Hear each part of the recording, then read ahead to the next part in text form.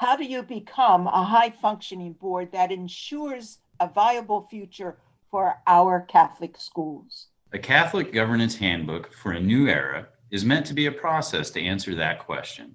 The overview we will present in this video will explain the major steps in continual board improvement and share resources other boards have used successfully. Effective high-functioning boards and administrators provide best practices that lead to a productive relationship and positive results for Catholic schools. An overview of these best practices sets the tone for all of our recommendations in this publication. However, just like a classroom of students, boards have different needs and are at different stages of development. Differentiation is a key element of our effort. In working with boards across the country, boards found it very helpful to first identify their developmental stage based on the descriptions in the handbook. Are they a startup, novice, stretch, stuck, or high-functioning board? The handbook provides the process to move to high-functioning stage. What does a high-functioning board look like? In addition to the process, the handbook provides that picture.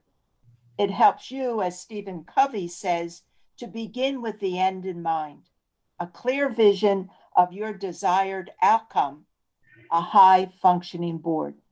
The board and their administrator can come to fully understand their board type and developmental stage by using the rubric provided in Chapter 3 of the publication.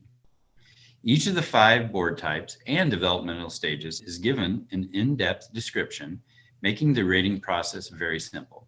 Knowing the board's stages of development and authority is an essential step in moving forward. With the self-assessment completed, the board is guided to examine potential areas to focus their attention.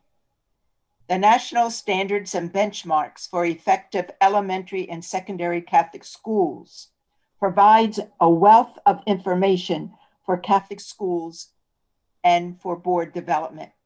These standards are outlined in Chapter 4 with succinct explanations and examples from schools that have demonstrated mastery of a particular standard. The book is a perfect resource for helping board members to understand the standards that are primarily their responsibility. The book helps them think through each of these standards, assess their progress, and create an action plan. Finally, when a board determines the areas it needs to improve on, they will write a board development plan. As you can see in this graphic, the sample plan calls for the board to work on Standard 5.1, which is the governing body representing the diversity of stakeholders and functions according to its approved constitution and bylaws.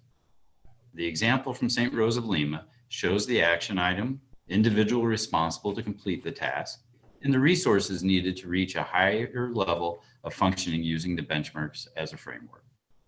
As your board works towards a high-functioning developmental stage, you will need to review this plan on a regular schedule. We hope you have enjoyed this preview of a Catholic School Governance Handbook for a New Era and find it to be a practical guide in bettering your school under the board's leadership.